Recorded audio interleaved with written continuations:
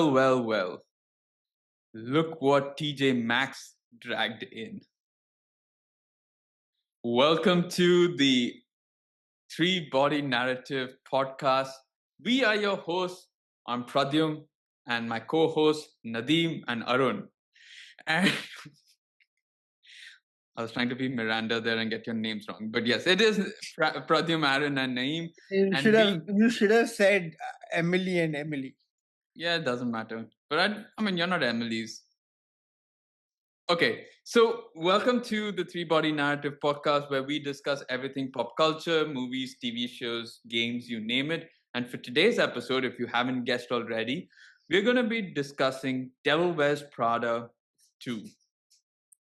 So, what's the movie all about? Well, years after the original, the fashion world has changed, and so have its players. As Miranda Priestley fights to stay on top in a digital-first industry, Andy Sachs re-enters the picture, setting the stage for another clash of ambition and influence. So we will start with our ratings for this movie, and who wants to take the catwalk first? I think I would rate it maybe a 2.5. It was an okayish movie. Would I want to watch this in a theater? Probably not. Probably would have done with streaming it after it came out.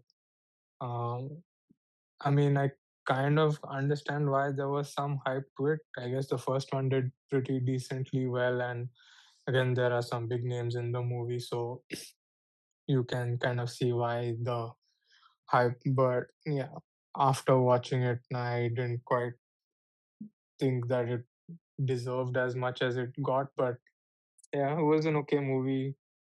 I wouldn't say the story was interesting, but yeah, I guess it kind of, just for the sake of knowing what happened to some of these characters after the end of the first movie, was kind of interesting, I guess. But yeah, I don't think there was a whole lot to kind of write home about the movie at the end of the day. Okay, all right. I am going to give this movie a 3.5 out of 5. I really enjoyed it.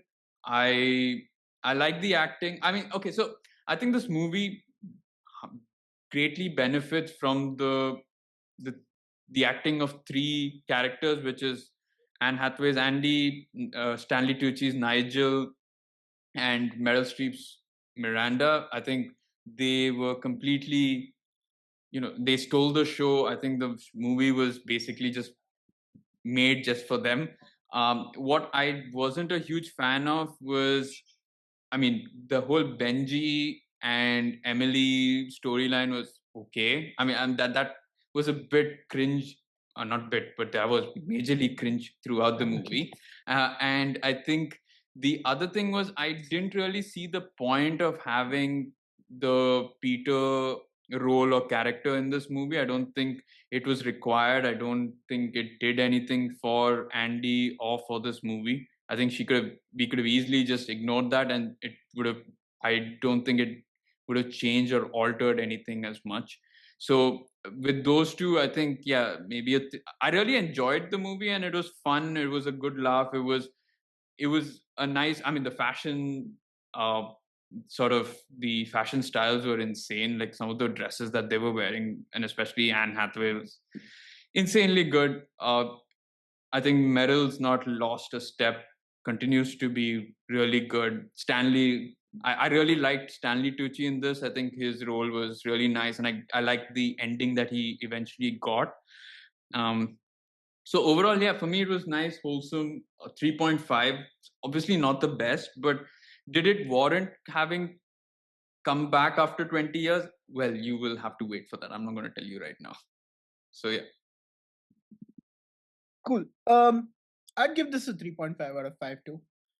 Probably halfway through the movie, I was edging towards a 4, but there were certain pacing issues, I think, towards the mid of the movie and then towards the far end. And yeah, like the characters on the side, like Benji and some of the other ones, or even Peter for that matter, were very underdeveloped, and I didn't think they warrant too much um, in terms of being present in the storyline. I mean, obviously Benji because of some key uh, decisions that are made and the impact they have. Yeah, there's more to his character presence as opposed to Peter's. But I definitely thought it was a fun watch. Um, every scene Miranda's character, Meryl Streep's character is in, uh, my God, she demands. Like for me, it felt like she's, like you said, not lost a step whatsoever. Her presence is felt. I love the chemistry between the three. Even Emily Blunt's character in Emily itself, like the the bits and pieces where she's having the conversations with Andy Sachs, which is Anne Hathaway's character, is like very nice, heartening to see. I think if you like the first movie, it was a good revisit to those characters. Did it warrant or a sequel or not? We will get into that later. But I would be lying if I said I did not enjoy this movie to to to the core. Right? Like I was laughing. There was some really nice, light-hearted jokes in there, kind of a thing. And yeah, I completely agree with you, Nigel, like Andy Tucci. Is that the Stanley name? Tucci. Stanley Tucci. Okay, yeah, Stanley Tucci. Andy. Like That's why my he. God, That's why like he found such resonance with Andy. yeah, He's like, I think like in if you combine both the movies, his character arc is the best to see, like in terms of where it ends up and the he gets kind of gets what he sort of deserves for all the hard work he's put in A from the speech.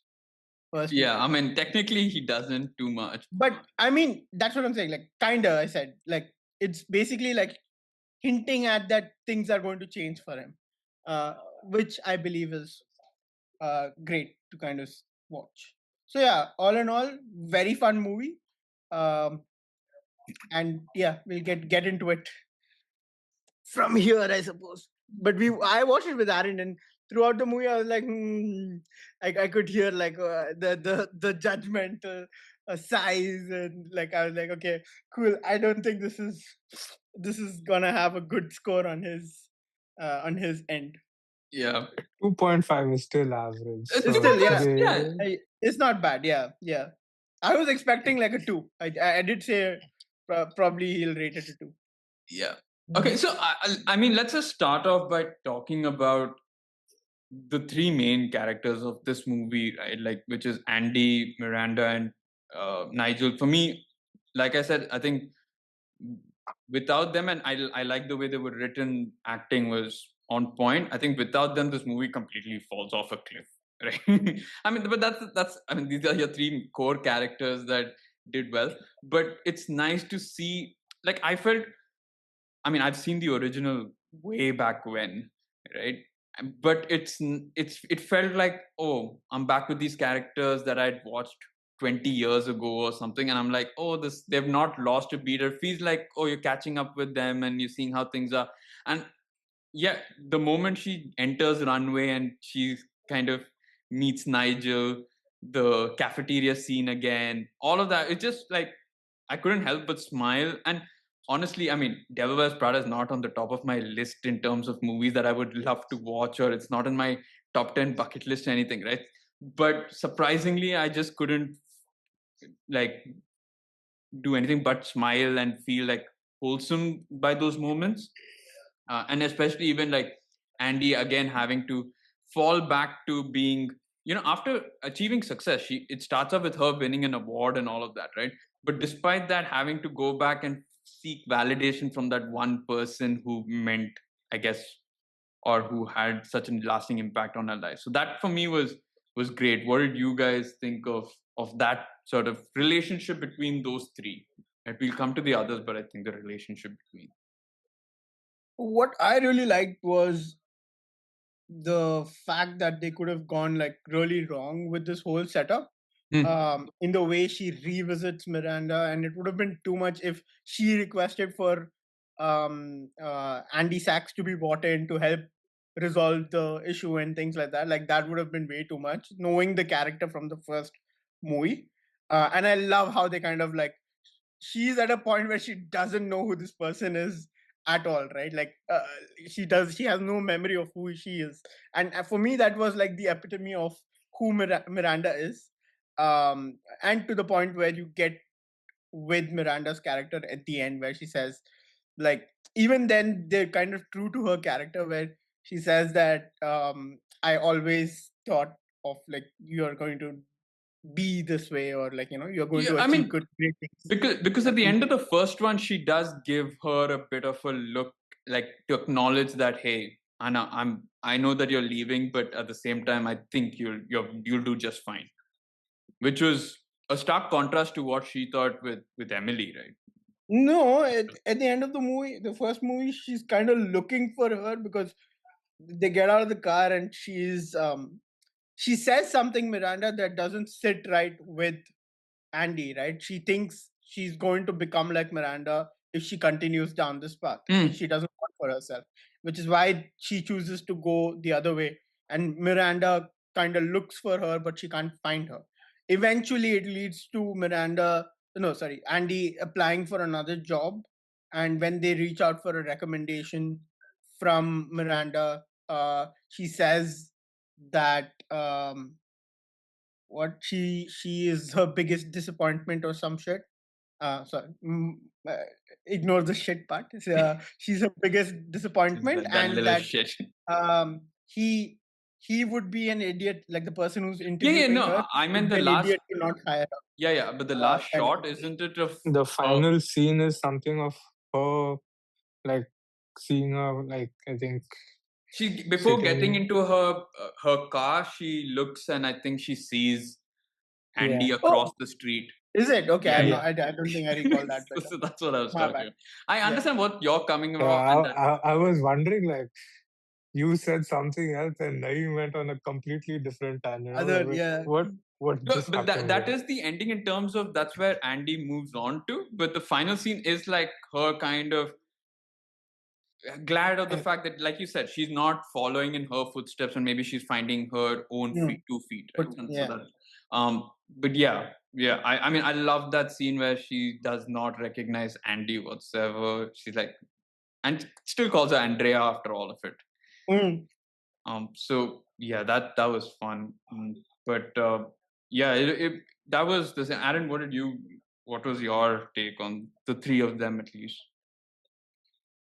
I think those three characters were captured quite well. I think, like, even though it's whatever, how many ever years after the first movie it was released, you kind of feel like, you just kind of were able to travel back to the first movie without like missing a beat. It felt like those characters have been whatever part of that journey throughout. So it's like you've not missed them so much, and not much has changed. I think Miranda's character was portrayed really well to begin with. I think the sass, but then I think in this movie they kind of added a bit more to the human side of her. I Yeah, think like the part where I think Naeem mentioned where she says, always knew you'd do something great. There's some bit of vulnerability that she shows before that, before she comes to that, and that was pretty cool. And I think also one part while they were in the car. So that was a different side to her that we got to see, which was quite nice. I think Andy also, you can kind of see there is some sort of more self belief, I think, in terms of her journalistic career kind of thing. She still goes gaga over Miranda, I guess, when she initially sees her, and then trying to kind of prove herself and show how far she has come in her. This thing was also quite nice to see that she's grown, but also not changed so much from what she was in the first movie. So that was nice.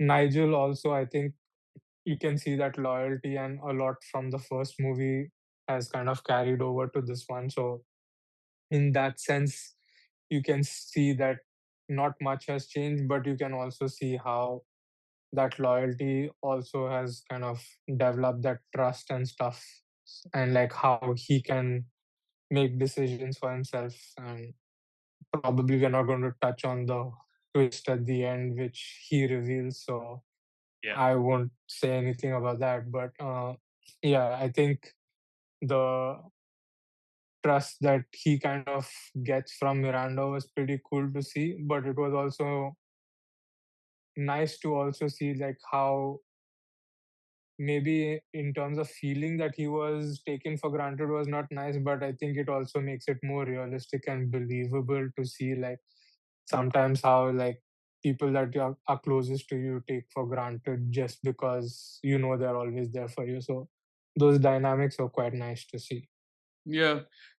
Like you're talking, I mean, I completely agree with the Miranda thing. It could have easily been that she's this very cold person, continues to be very cold, but I don't know if it's a character development or it's like basically drilled down to her by HR saying that she can't be as cold. And again, we're talking about like evolution of how much time, like the time span that's been done, right? 20 years ago, you could be brash, you could be very rude and That hurtful to that people. sequence where she has to hang her coat up, and how that's like Andy's looking at that and she's like, "Whoa, what the hell? Like, how's that happening?" Yeah. And how this thing is like there was like that is accepted now because that is how the HR regulations and stuff like how it's not okay to be okay with those things because Andy's still in her head it's like it's just who Miranda is and it will always be accepted for her to treat her peers or Yeah. mentees or whatever in a certain way, right? And like for that to be kind of shoved across and be like, no, that's not how it works anymore. Even she has to kind of abide by certain rules was pretty cool to see. One I mean, thing I was I like worried even in about. those, even in the meetings, the whole body positivity and body negativity she was talking about, and like the way that you could always see our Amari being like, "Oh, you can't say that, no," like she's like, "Oh, Yeah, you like, oh," she talks about killing Even herself. the killing herself and then like, "Well, I'm not going to kill anyone else yet."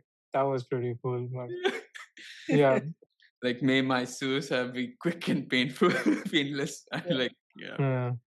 One thing I really liked about the movie is they kind of stayed true to the characters. They Hmm. could have easily gone the route for the to have a twist per se, taken one of these characters such as Nigel's character and made him be like this character that turns on this So one, right? I was about to ask you that, which was during Irv's 75th birthday, something was going to happen, right? It Yeah, wasn't going to be simple that he's going to announce the um, what was it For that promotion. her promotion to global content head yeah, and all of that. So yeah. I knew something was going to happen, and they were focusing a lot on Stanley Tucci, and he was talking to Andy about things, and I don't know if I told Aaron or us, like, but I kind of like leaned over to one and I said, I think he struck some deal and he's the one probably getting yeah, promoted here, kind of a and thing. it was going to be like I got promoted because you didn't give me my promotion back in like 20 years ago, right? And this is going to be, I'm so glad it didn't happen. And I'm Yeah, that yeah, same. yeah, because I mean, I've seen enough of movies where Stanley Tucci, you know, eventually turns bad or dies, I think, whatever. But I think in this case, uh, I'm glad that he stayed loyal, he stayed, I mean, they were true to his character. And he is that character where he doesn't, I mean, he has a conversation with Andy as well, right? Where she says like, why aren't you expressing like, isn't this what like, don't you want more? You've always stayed loyal, all of that. But he just says, I'm just wherever Miranda is. That's all. I guess wherever Miranda is, that's his home per se. Like that's where he'll find comfort and uh, so. So yeah, I He's did get also that one feel. who's kind of thankful to Miranda for the journey he's had and stuff. Like he doesn't want to forget. Uh, that she was the one who gave him an opportunity to begin with and stuff like that. So he's grateful for that, and by default, he is someone who's extremely loyal. Because even at the end of the first movie, when she kind of pulls that move of getting someone the job that he was supposed to get, um, he says that I know it will come good. She will pay me back for it eventually, and like I just have to believe that to be the truth. Like that's the way I see it, kind of thing. And for that to kind of continue on in this as well, because like I said, they could have easily gone the other route and done what we thought, or at least some of us thought might be the route they're going in. And I would have hated the movie for it if they kind of did that. And like I just love the fact that they kind of stayed away from all of that and instead did that with Emily, which in a way makes sense for the way she was. Although, like, I mean, like, I don't think it was for the way she was treated per se, but it's just more that she didn't get the same belief. I think that maybe that's Andy the difference. Yeah, that character. she believed in Andy a little more there, right? The fact that I think she thought Andy would have a better future than she thought Emily would. I think Emily was, I guess, there are people who are good leaders, they're good workers, and maybe just Emily was a good worker, but not didn't have that Good leader. leadership capability. But talking about Miranda's uh, slight change, but this thing, I don't think in the first movie she would have ever invited Andy to the Hamptons house and like asked her to kind of she was very open with how and very inviting, and also I think she was very happy introducing Andy to a lot of different people. I don't think that would have happened in maybe the first episode, in the first movie. But I guess that also comes about possibly because she gets that interview with Sasha. Yeah, but maybe in the first one it would have been for different reasons also, because like how she says initially, like I just have to bide my time till you fail and you will fail.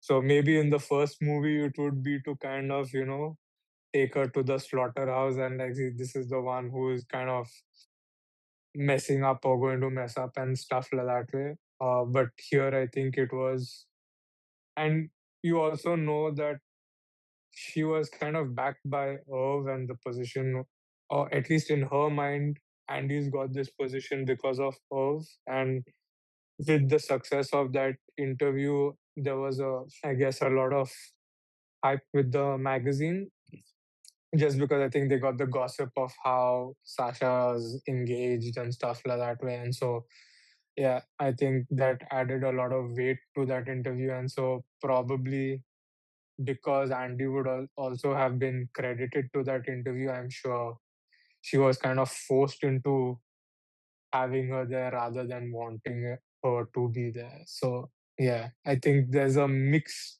kind of this thing as to why she was there. But also, I mean, I see it slightly differently. okay. Again, sorry. No, go Before ahead. I lose my train of thought, because once it's lost forever. I think it's more to do with the fact that she herself had personally been chasing this interview and was not able to do it on multiple occasions.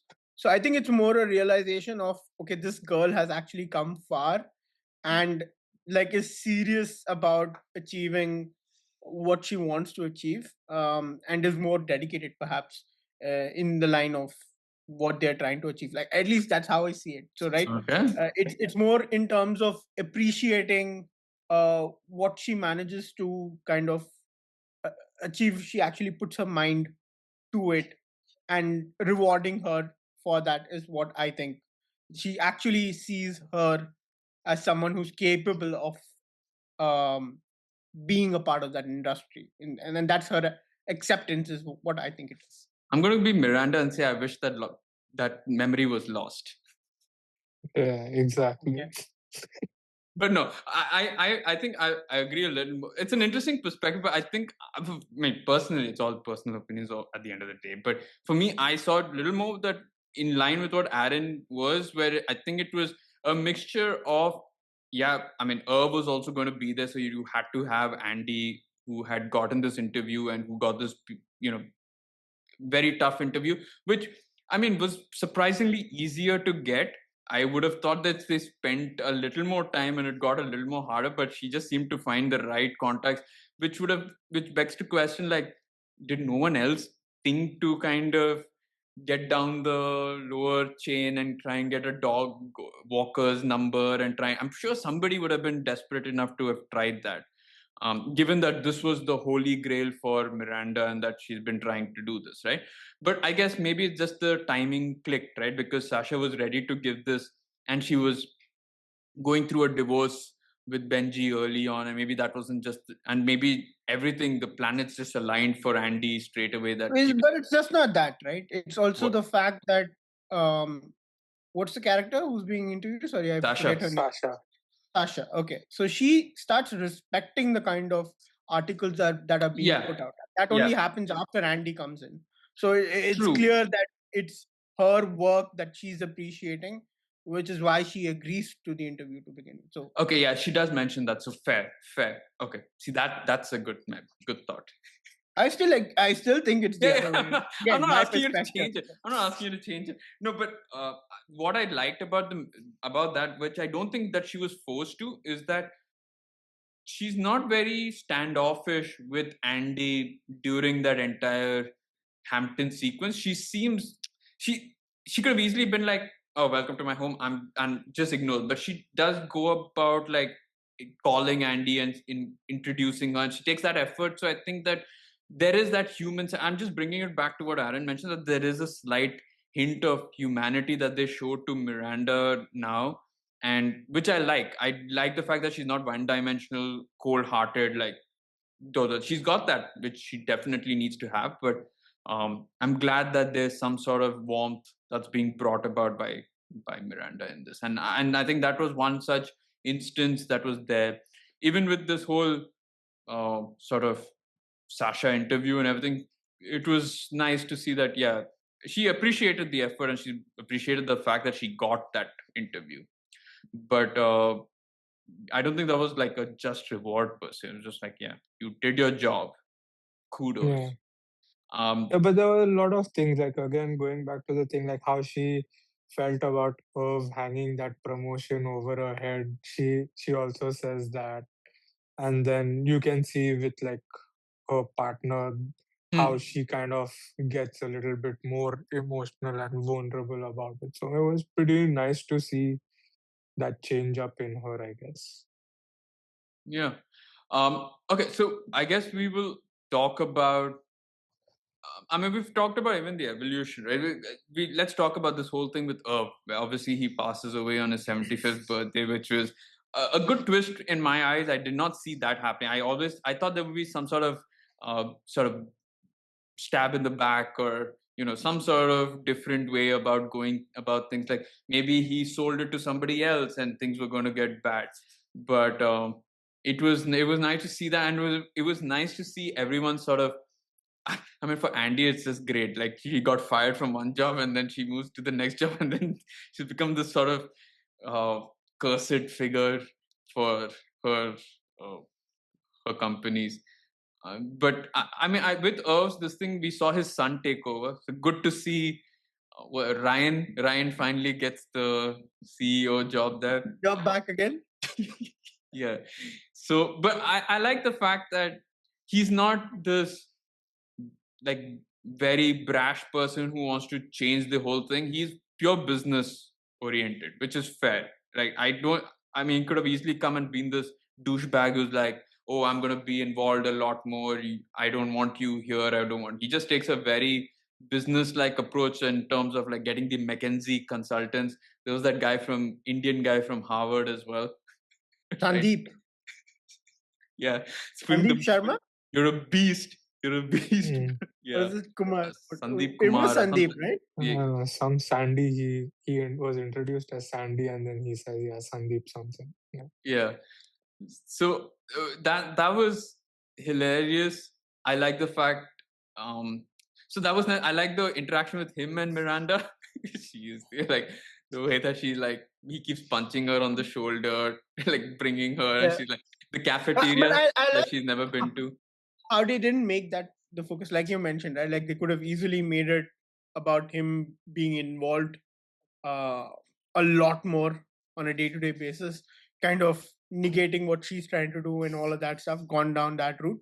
But it's more about he's a businessman. He just wants to ensure he gets the best deal possible and be done with it. He's not really um, in for the long game or whatever. He just wants his payday or whatever it is. So I like that this thing, and yeah, that whole thing of the difference in personalities, the stark difference in personalities, and how And Miranda is fashion. still trying to kind of make sure she's on good terms with him, trying to remind him that she knew him from the time that he was a child and stuff like that.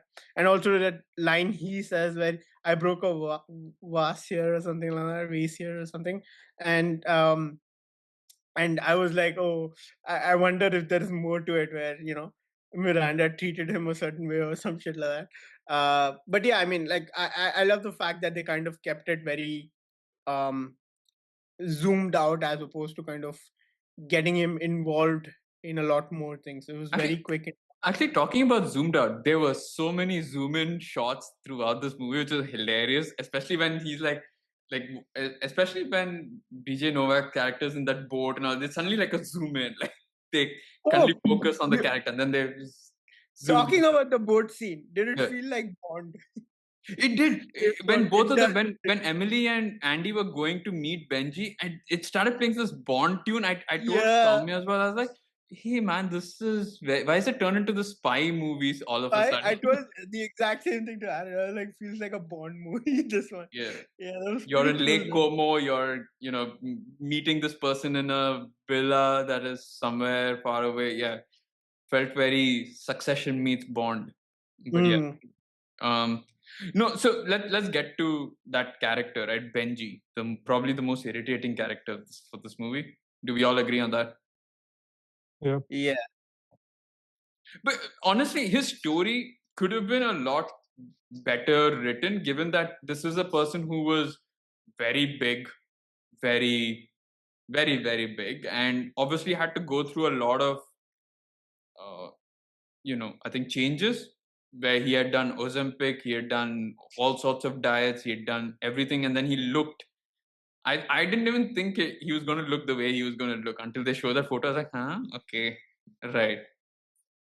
Um, so yeah, that was. I thought it could have been a lot better in terms of. I thought maybe that could have been a story about you know people looking the way that they are and all that, but turns out he was just this really annoying person with a very yeah. annoying. That's a sad bit where they thinned out his character in the not so best way. It's not just the physical aspect of it, but they actually thinned his character out in the sense that there's hardly anything there for him to kind of bring home to, like, from a character arc or whatever it is. Like, I get it, it's not a focus for them But they in this. made. I mean, I wasn't a huge fan of the fact that they were making fun of him and the fact that like because he was with Emily, like Nigel was like this. Emily's the exactly the kind of person that would have never spoken to Him in school and things Benji in like that. school or Benji a few years ago, and I thought that would have been a nice way to maybe show Yeah, that not everybody needs to be looking at looks and all of that, but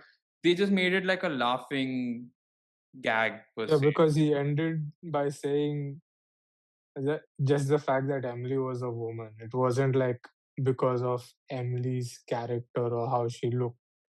Because he ended that sentence by saying a woman, Yeah. and then he was like, okay. okay, I didn't wow, remember that, but okay, wow. He yeah. basically But said, yeah, all of anybody like Emily, not only Emily, but anybody like Emily wouldn't have ever spoken. yeah, but I also felt like because of the nature of his character, it kind of also dumbed down Emily's character because, okay, she was probably not a leader, is what we took away from the movie, but she wasn't like some dumb woman or someone who wasn't capable of stuff herself. And I think that they showed that also with her role as whatever she was doing with beer and stuff like that way. But then again, it kind of just made it feel like this weird couple dynamic that they had, and you're like, for me at least, it didn't feel like what her character would be doing. But I mean, it's their movie, I guess, so it is what it is. Yeah, no, I agree.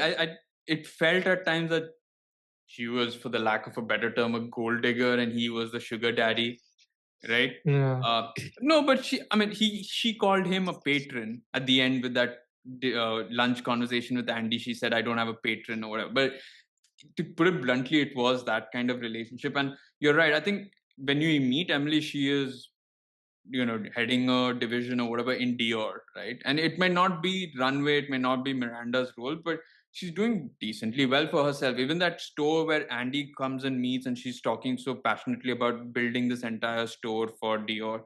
That's all well, but yeah, you're right. I think because of the character that they gave Benji and the fact that Emily's with her, it's like everything that she wanted was like, oh, get me this, oh, get me that, oh, get me. I'm like, that's not exactly what I think the first movie showed Emily to be, and I'm not sure that was the character. And soon as that relationship ended, it became a lot more of that character. In the last 5 minutes, it became the Emily that we probably knew back in episode. I keep saying episode, season, in the first movie. That's movie. Yeah. So I agree with you on that. That I think that ruined the relationship. Even when in that they were in Tiffany, right, and she gets that necklace, and she's in that hotel room with all her boxes of gifts and everything, and she's got the two kids, and it just felt very like you've built these three characters to be really good, but you've kind of forgotten. Emily's like the forgotten child, the black sheep of that group. So I wish they'd done better there, because I think that would have lifted the movie a lot more, at least from just the characters side. I think we need to kind of take it also, like, I mean, the movie is what it is, kind of a thing. It is what it is. Can't change it now. In the sense that if they try I literally to kind said that too. give character arcs to everyone, then it becomes a more serious kind of a movie. But it's not character arc. But you were talking about how, like, they didn't do anything. Like Nigel's character, they didn't go that route of changing his character and all. But for Emily, I feel like they've done that. I didn't need them to have a character arc where she suddenly becomes the boss of Runway. I'm glad that she doesn't become and all of that. And maybe even the backstabbing thing works for her character. But it's just that she becomes the sort of person that, oh, get me this. This is for me. Oh, that is for me. Get me but this. You don't explore her personal life in the first this thing anyway, right? Like, again, you're seeing two sides of Emily in this. You're seeing her professional side, where, again, like you mentioned, she is good at what she does. Whether she can lead a company or not is a whole different conversation altogether. But her professional life is completely different to her personal life. We've not seen anything of that, so we don't know who she is in her personal life. And even in the conversations she's got with the bits of conversations she has with Andy in the first movie, it's not like she's saying she's the best of persons or whatever, like that kind of a thing, right? Like, and I think there's a lot of gray area there, and you kind of maybe in this they're kind of saying, okay, she can be this, but she can also be this along with that kind of a thing. And yeah, some people are able to kind of keep their personal and professional lives separate. In this, she keeps it separate for the longest part, and then decides her personal life can help further her professional aspirations as well, and that's where it comes together and does not bode well for her when it eventually leads to turmoil, I think. So I don't necessarily think that uh, there is too much of deviation from the character in itself per se. You kind of see her questioning her decisions as well in her on the private life front, I suppose. Like, but it's not necessarily from a professional life perspective. I think she's very clear in terms of those. At least that's how I see it. I don't think there's too much deviation in character when it comes to the professional aspects of it. Like, you see her who she is in the first, and you kind of see that to the largest extent in the movie. The rest of, like, all the twists and stuff is happening on the personal front is what I think. Every time you're seeing her take actions on a personal life or personal aspirations aspect, like when those two worlds are colliding, is when you see a different Emily, which I think can happen when you kind of like you've done your part living those two different lives, and eventually you arrive at a point where those worlds collide, and then you're a different person altogether, kind of a thing. I think that's how I look at it. Yeah, fair. Yeah, fine. I mean, yeah, I guess that's one way of maybe looking at it, and I haven't really given it that. For me, it just felt, you know, given whatever, even if I were to agree with you, I still think that was a very jarring portion for the movie. Like I that's part of the movie that I did not like. So even if that is a conscious decision made by the like director saying that this is the choice, that this is her personal life, this is her professional life, I did not enjoy that bit. As well as Benji. I think Benji brought out probably what maybe the worst in Emily Blunt's character for this movie. And I did not enjoy that whatsoever. Yeah, I just didn't get it. It could have been a little different. I think maybe with Benji also shows that no matter how much of change you see from the outside, you're still this very insecure, uh, you know, guy in the inside who just wants to, please everybody or please the person, like a woman who would never have spoken to you or whatever. Right? So that's very insecure. So I guess that's what they were maybe showing, but yeah, it was the most irritating part. So I'm glad that they didn't get the deal through because they were haggling forever, man. Like I have no clue what that was going on, but yeah.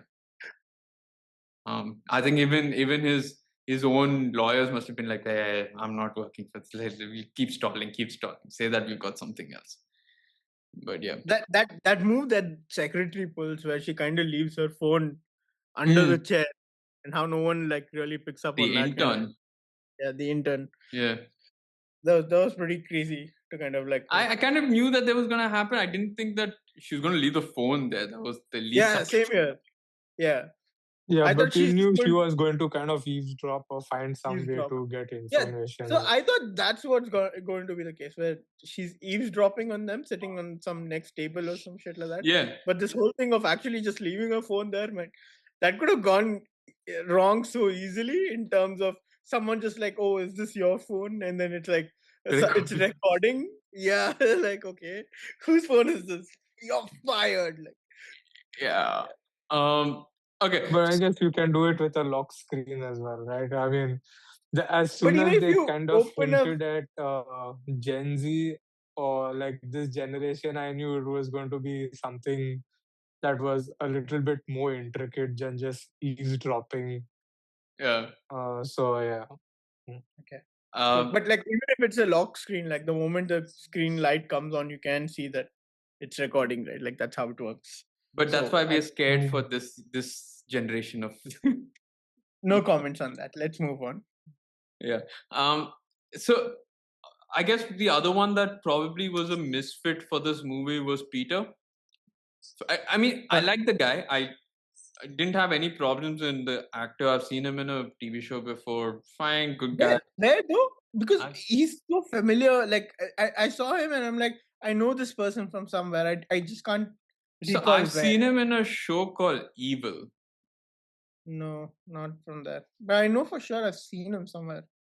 Okay, because that's the only place that I kind of remember him Can from. you tell me the name of the actor? I'll Google quickly. Patrick Bammer. I'm just seeing where all he would have come from in terms of where probably you would have seen. I honestly have only seen him in one one movie, one TV show, and that's about it. So Yeah. yeah. So I think I don't know, man. For me, I was intrigued to see where it goes, but the fact that it didn't go anywhere was sad, and but also at the end of the day made me question, like, was this actually necessary? Because it didn't do anything to Andy's character. He just seemed to be like this bumbling Australian dude who she kind of just fancied for a bit, and yeah, I don't know, but I don't know, maybe a much better prospect than her earlier boyfriend in the first movie, who was slightly a douchebag. Yeah, I mean, it almost felt like the that part of the story was almost like a filler to kind of add time to the movie or something, because it's not like he did or said anything profound which kind of helped her or whatever with the magazine or that case either. So you were kind of like, what was the need to kind of tell me about this or show me about this whole relationship besides the fact that she got a new apartment? I don't think it really told us a whole lot about whatever her situation, her relationship, or any progression during the movie. I think except for him making an analogy of how whatever he gutted the building and kind of redid the interior. I forget why he drew that analogy or what he was making the comparison to, but besides that, yeah, I I think don't I think really. it's for Yeah, that entire thing where she gets. This is after Irv dies, and they're changing the business. So he's talking about yeah, evolution. So he's like the breaking son down a. was doing all that restructuring, and she was like, "Oh, we're gutting the whole magazine." And then, yeah, okay, Yeah, he so mentions that so I've gutted a that's what I did with historical the building. building. Yeah, yeah. Yeah, okay, fair. Yeah, Uh, but besides that, I don't think he added and anything. that too, So, that ended in a fight almost, where he just walked out and he's like, "You call me whenever you're back from Milan." So yeah, if you want to. I don't think necessarily a fight. I think he just recognizes it as a potential, um, like it could become bigger if he kind of continued down that conversation. yeah. And he just chooses to kind of give her a space and move out of that, which I think is the right decision. Um, And he kind of leaves it in the this thing that like he leaves the ball in her court yeah. for her to completely decide what she's okay with. So that I think is pretty cool in the way he kind of deals with that He could have situation. doubled down But easily and been like, yeah, "No, no, what you're not right." And I think is the one thing that does come out of this relationship is the fact that Andy, when she gets into this world, she suddenly becomes that person who's way too kind of in that tunnel vision of this fashion world is everything and stuff. And you kind of see that in the conversation she has with him, where it's like what you're talking about and what this is like a whole different, like in a way where she doesn't mean to, but she's kind of putting his work down or looking down upon it without actually saying it, kind of a thing, right? So yeah, I think that's the thing, that when she gets sucked into this fashion world, she becomes that person. but I mean, yeah, I completely agree with you on that. But it's not like he becomes the sort of other No, figure of being like bring her down, because that's what the first boyfriend did in Devil Wears Prada one, was like she also was very into like, oh, fashion is all this fashion, and he's a chef, right? And he was like, there was He also a was very much. balancing her out. Yeah. Yeah, and he was also saying like, you can't do that, why don't you quit? Things are not, you're losing touch here. It just didn't, nothing, just nothing happened there, so it just felt very I mean, you're not fleshing out that character enough. I'm not saying for Divam, but you're not fleshing it enough, and you just had him for a few scenes where, okay, he's the love interest, great, that's about it. um and that's fine, but it wasn't necessary. It didn't do anything for the character. Didn't realize, oh my god, I've fallen off a cliff so much in terms of fashion. She went to Milan, and whatever happened there was crazy, right? Yeah. For me, it could have just ended where her friend kind of like takes the card and like, I'm going to check your socials and all. For me, even if it ended there, that was a funny scene, and I thought, I mean, that was enough of Peter for me for the movie. I mean, everything else, though, yeah, okay, there were no bad scenes per se, but it didn't really add to the movie or to the story per se. So one of the other sort of side plots that was going on was the book, the Miranda Priestley expose, which was, I think, brought about by her friend, because obviously she was going through her own issues in her other job. And I think that's a conversation that they had with, I think, on their first date per se, with Andy and the scene. So that's another point. That's another plot that I thought was not going to go anywhere. Like, I thought she just said no, and okay, that's it with the book. I thought that was going to be something initially when they spoke about the book. I thought that was going to be the major friction point between Andy and Miranda, that she's going to find out that she's doing a book and it's going to lead to something. But that was also shelved, to the side. and until the end where Miranda basically admits that she knew about the book, and she's like, yeah, just go ahead and tell people that. I think that's the truth, right? Like, especially for people, you see people who've run their businesses and do that they've had to sacrifice some things. It may not be always personal life, but there've always been some sacrifices. There's always been long working hours and stuff like that, and I think she wanted Andy to write all the good and bad things about her, so that people come to know that it's not a rosy job, this fashion being in fashion. So wanted to know your thoughts also about the book, and what you guys was that another point where you thought it was worthy to keep in there, or something that could have been done without as well? It doesn't really lead to anything, so I don't know if it was really required. I think at some point it could have added to the tension between the two characters, but it's not used as that at any point. It's just more kind of to drive home the fact that Miranda knows, kind of a thing, right? Like, even when she's not there with you, kind of a thing, she's got people around, and she always I mean, a has book it in about her. Miranda, like, obviously I was thinking that friction would come, that she would say yes to that deal, and then somebody would go and would reach out and say, oh, there's been a book there's somebody writing a book about you, Andy's writing a book, what do you think? And then that whole thing. But Yeah. Yeah, I mean, it's a good thing that they kind of don't go down that route. But again, like, why is bring there it?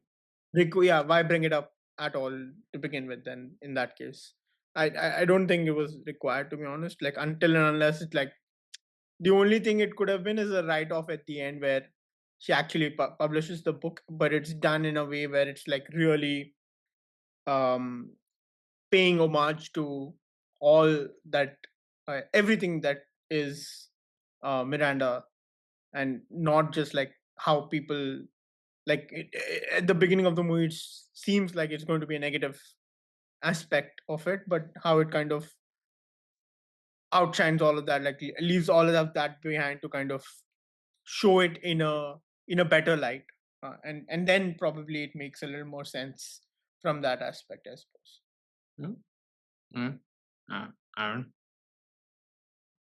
Yeah, I mean, it didn't end up going anywhere, but I think it was more to kind of show Andy's kind of perception of Miranda and how it changed through the movie. I think initially it was like how she admired her, then she was like, oh, how she's not doing anything to save the magazine, to her then being this heartless person. And then again, she figures out, oh, she's not as heartless as I thought her to be. And then she doesn't want to write the book and that kind of thing. Maybe they could have gone another way about it. But yeah, to me, again, it didn't do much, the whole book writing, apart from just that showing her how her perception changed of Miranda throughout the movie, and then also maybe just her more vested interest in being a journalist and an author or whatever. Well, I mean, there's one thing where she says, I think, like, she wanted this role to again be a stepping stone. I'm like, oh, I'm not really sure about why you would want to say that. Like, this could be a good role. And I think that's where she eventually finds herself, where she's being respected in this job and in the sort of industry as well. I I guess a quick thing on maybe Milan, the fashion show. A few people, I think, I mean, there were a few cameos here and there. One being, of course, Lady Gaga, right? And her ongoing beef, I think, with Meryl Streep. I don't know what the background is with that, but that was when nice. they mentioned that, I was wondering if it would be like something to do with Selena or something. um I feel like I've seen Meryl Streep and Selena in something together, if I'm not wrong, or was it something else? Selena Gomez, Yeah. Meryl Streep. I have no idea, man. Not that I know. But I mean, see, the one thing at least that the movie got right, and oh my god, the fashion was on point. right? Like, they were especially. close friends on Only Murders in the Building. Oh, right. Yeah. So when they mentioned that singer thing, I thought, is it going to be like that kind of thing where they kind of hint at her presence in Only Murders, something like that? But I mean, they didn't go down that route. So Yeah, and also I think Lady Gaga did come in that movie House of Gucci, so does have some link to Italy and the fashion industry. So I think so that was whatever fun, but fashion was on point. I think from all of the costumes that they were wearing, man. Like Anne Hathaway, some of the outfits she was wearing was insane. Even the non-branded ones. I think even when she was like, that woman hasn't aged since, I don't know, like she looked the same. I mean, obviously she's aged, but she looks almost exactly the same 20 years ago as well. So was Meryl Streep, so was Stanley Tucci. But at times it felt like Stanley Tucci didn't have teeth the way he was talking. It felt like he was almost like like that. But yeah. Uh, no, okay. So I mean, talking about Stanley Tucci as well. I think Nigel. We come to know at the end the twist was that he was the one that released right. or sent that DM to Irv and his son, right? And asked them to hire Andy, which was nice. I think I like that. I like that twist. Uh, yeah, I mean, it's always nice. I think Nigel and Andy had a better relationship than Miranda and everything. You were talking about how you were glad it wasn't Miranda who had hired her, right? Had hired Andy. So I'm glad the twist wasn't that Miranda put in that sort of article. But yeah, And got that she her actually remembered who she was and stuff, and that. Yeah, I'm glad it doesn't that. I'm glad it was Nigel because after everything, I think Nigel's the one that's been looking after Andy throughout, right? Even when it came to fashion or like any event that Andy had to go to, he would always like just pick out the dresses and like give her outfit, which is awesome. So yeah, I like that ending. That twist was quite wholesome and nice from at least. Although I'm not I don't, I mean that the choice of song by Lady Gaga was a bit like, what was this song and why was this song there? But it is what it is. So yeah, I think no, but like I like that entire Milan thing because it was a fun montage of them going to different shows, meeting different people. I like the fact that there was also that point where I think she was trying to do something while Miranda was meeting a lot of people, right? She was trying to get that deal done through and trying to find. There was a basketball star or something as well, right? Like someone who's quite. I think maybe Aaron probably knows someone who's kind of. I only know their basketball. That was at the Hamptons, I guess. Carl Anthony. Yeah. In Milan, that there's that guy was there, that Italian dude, that Italian actor who comes in. What was this? He comes in that very weird movie on Netflix, 365 something days or something. Michelle Morone. I have no clue, but yeah, he was there as well. I think he was sitting next to them in that fashion while they were doing the. Then there was Donatella Versace, who was sitting with Emily Blunt in that cafe. Yeah. That she was very recognizable. I think there were other few more. I mean, if you're into fashion, I'm sure there'll be people who you probably recognize. Yeah, from the modeling world. And so yeah, but I like that. I like Nigel. So I don't think Nigel, like you mentioned at the start, Naeem, like I don't think Nigel gets exactly what he deserves at the end, or what he at the eventual thing. But it's nice to see finally that I think she opened her eyes and she noticed that there was always someone who was always loyal, who was always her rock, right? And no, I don't think she is oblivious to the fact in terms of what his presence means to her, like in her life, but more so from the fact that she thinks he doesn't want the stage. Like he prefers being in the shadows is her thought process. whereas then it kind of dawns upon her when Andy brings Andy about, Sachs kind of brings about that conversation, right? Because even in the first movie, she asks him why you don't like talk about it to her, kind of a thing. So I think sometimes you kind of like have to.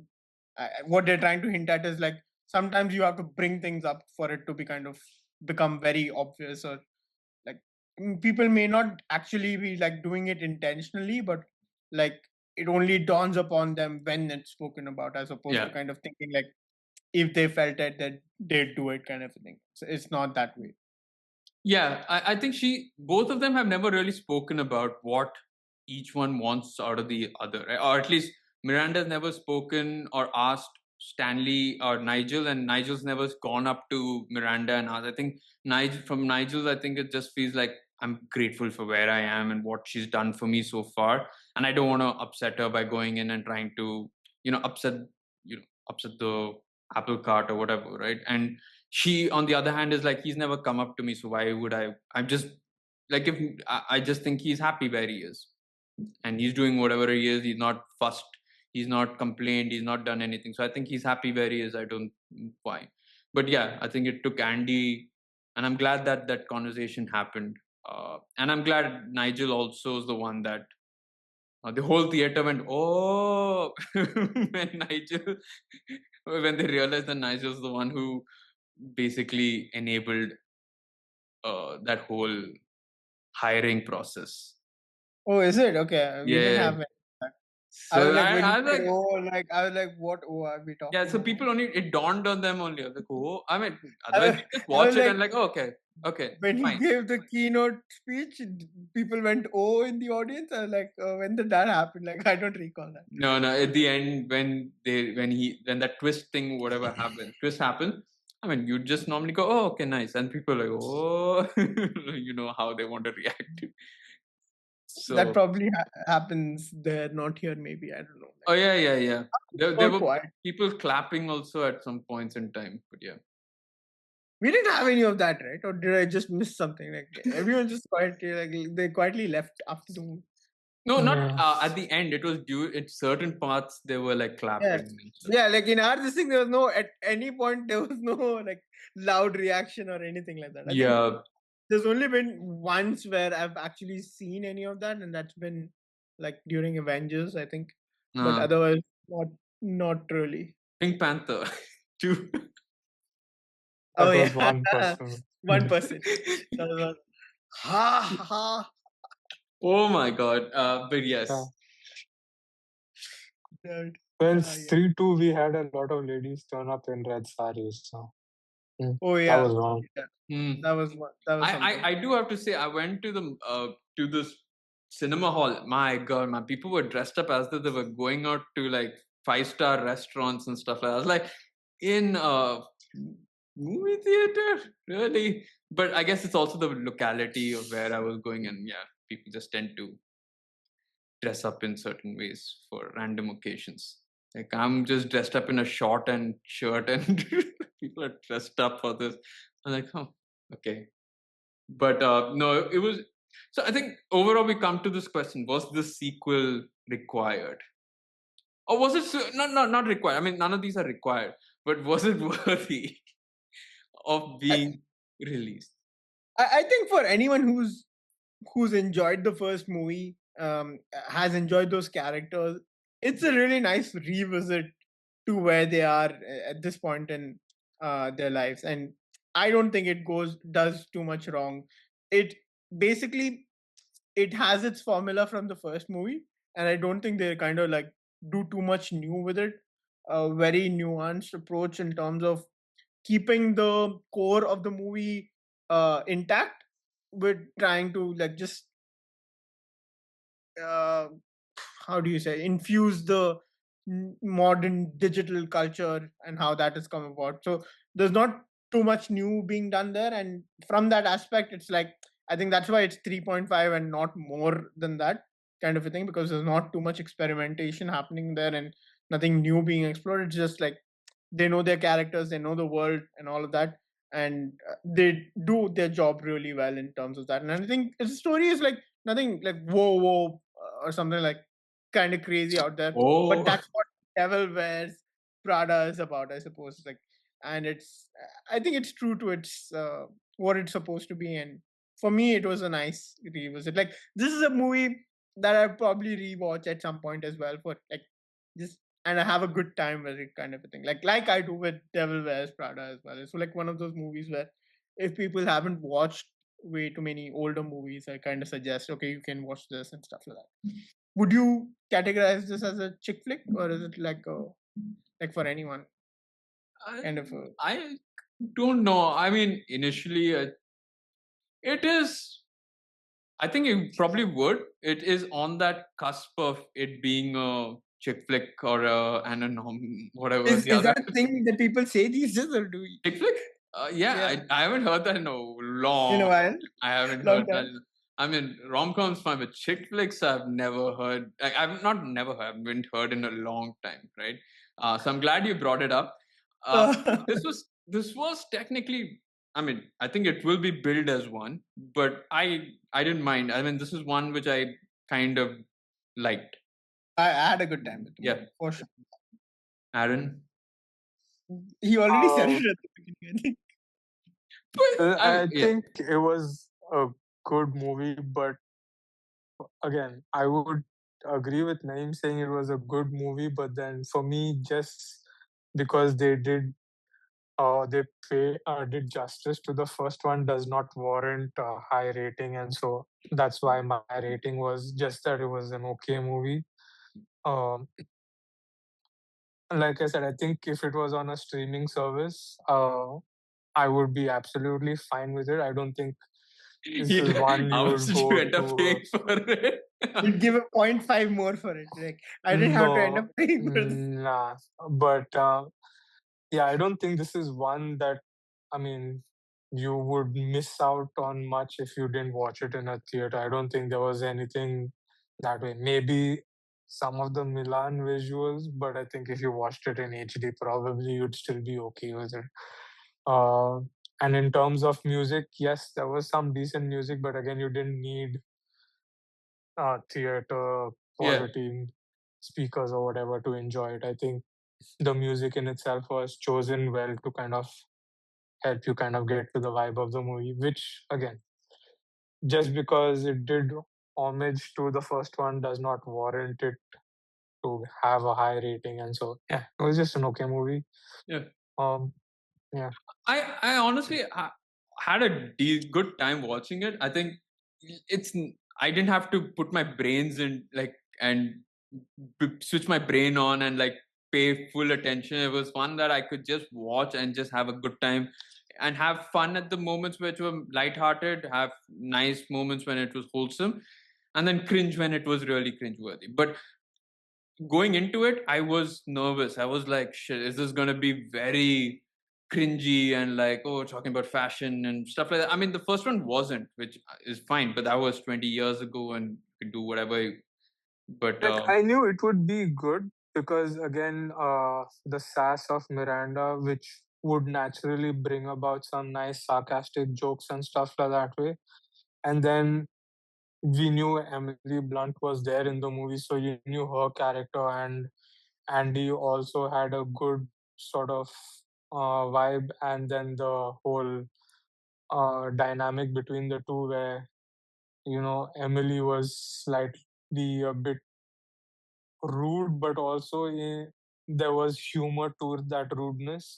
So you knew there would be some nice, fun moments, and then again, Nigel's character was funny just in general. So you knew there was going to be good stuff to it, and probably you don't think a whole lot during that movie, but then the cringy bits is where then you kind of switch on and you're like, was this needed in the movie? And that's where you actually you didn't want to think about it, but it just gets you thinking, kind of takes away from some characters and maybe doesn't add a whole lot to the story, which is the only time you kind of actually really kind of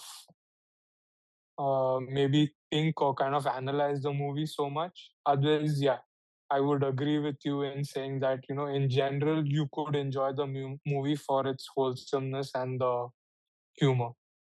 like also going in, like, I'm glad that they didn't go on this sort of social crusade of, like, you know, being like societal issues about fashion and all of that. You could have easily made like, oh, we're in 2026, we have to talk about all of this, like body positivity. You can't be talking about this, you have to be talking about all of that. And they did have that joke and all of that, but in the sense, it could have easily just been everything about societal issues, about image issues. It could be all of that, right? And but it's not Devil Wears Prada. That's not the essence of this movie. I mean, the first movie, nor is it.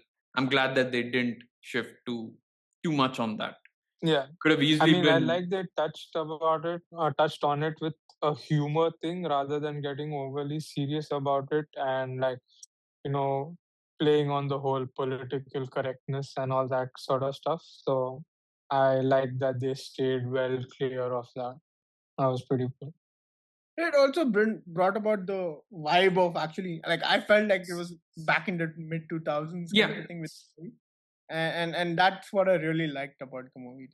It just felt really nice watching it, kind of. Last thing, okay, before we end this is, Sasha had mentioned about her second engagement. Did at any point in time you think that that person is going to end up playing a very pivotal role of, like, they will bring out who, like, so when it eventually was that Sasha bought over Runway, okay, I eventually thought that they were going to introduce the second husband or the fiance in, and he was going to be this very, Massive rich, like, yeah, it's crazy like a rich cameo. man. Like probably George Clooney comes in as like, yeah, like we've bought it together or some cameo, and it just never nothing happened to that. And I was expecting. I was like, oh, who's this going to be? This is going to be a pivotal. Why would you mention it? Why would you mention that I'm getting married again? My second fiance. He doesn't care about my my past, whatever. He just really pays attention, but it just never uh, came to. I mean, not like I'm complaining, but yeah, I was like, throughout the movie, I was like, oh, this is going to come to. Yeah, I mean, again, like, I don't really fault it too much, in the sense that it that engagement scene plays out for what it's meant to be, the juicy aspect of the first Yeah, article that comes out. yeah. And in terms of the ending bit, it's nice that it's her who believes in the product or whatever it is, doing it off of what she's got now, as opposed to kind of doing a similar aspect of what Emily's character is trying to do. It's not the war of the bows or whatever it is. It's like, um, she actually believed in the product, and it just so happens that her ex was bidding for that same deal, Yeah. kind of a thing. So I think it's fine the way it goes, as opposed to having missed an opportunity there. No, I'm not saying Mr. Noble. I just like, I was intrigued by if they were going to. At that point, I thought it was going to play a pivotal part. It didn't, but I'm okay. It's not. I'm glad that it didn't take away from what was the actual thing, which was that she appreciated Runway. It didn't become this whole thing like, oh, my fiance bought it because Who knows? Maybe there is an after credit scene that we missed out, and there's someone there. Yeah, but I did like the Important last couple. shot of all three cabins being next to each other. I think they were the only company working in that building because nobody else's lights were on. Everyone had curtains on. They're the only ones who were like, let's just be open about it. So yes, with that, I think that concludes our review of Devil Wears Prada 2. If don't forget to hit the like button, share with friends and family, follow us on YouTube, Instagram. Let us know if you watched it and what your thoughts were as well. Did you agree with our views on everything? Did you agree with Naeem's Hampton views? Were we mistaken? Please do let us know, and we will catch you all on our next review. Until then, you stay safe. See you.